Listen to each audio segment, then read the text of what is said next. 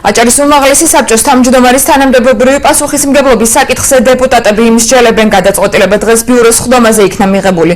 უმცირესობაში მყოფი 8 დეპუტატის მოთხოვნას აჭარის უმაღლესი საბჭო 2 დღეში პლენარულ ხდომაზე უყრის კენჭს. რობერტ ჩხაიძის თქმით, ბოლო დროს განვითარებული მოვლენების გამო აჭარის საკანონმდებლო ორგანო საქილიკოდ იქცა, ამიტომ მისი აზრით ავთანდილ ბერიძის გადაყენება აუცილებელია.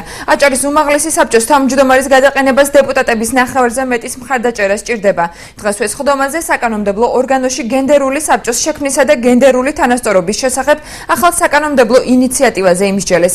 მედია ვასაძის თქმით, ეს დაბალანსებული გარემოს ჩამოყალიბებას შეუწყობს ხელს და ამავდროულად პოლიტიკაში მანდილოსნების გააქტიურებას გამოიწვევს.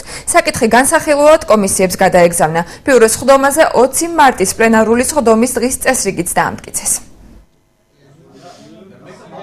ვადაღებული თემები, რომლებიც საკმაოდ უარყოფითად იმოქმედა ზოგადად ჩვენი რეგიონის იმიჯზე. მე ვფიქრობ, რომ ამ ყველაფერს უნდა მოყოლოდა ის ბუნებრივი რეაგირება, რაც ჩვენ დავაყენეთ.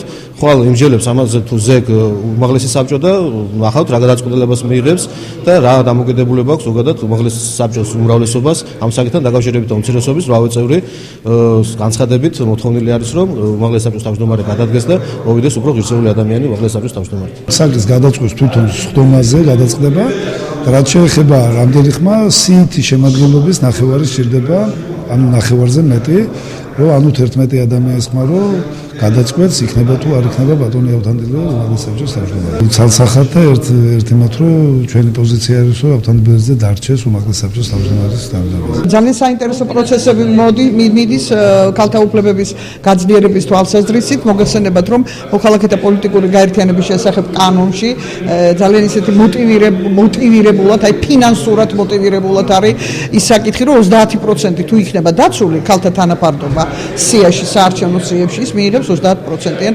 დაფინანსებას. ასე რომ ჩვენ ვცდილობთ რაც შეიძლება მეტი უბრალოდ ქალების გააქტიურებას, რათა მეტი ქალი აღმოჩნდეს პოლიტიკაში და ამ შერჩევის პროცესში ვარ.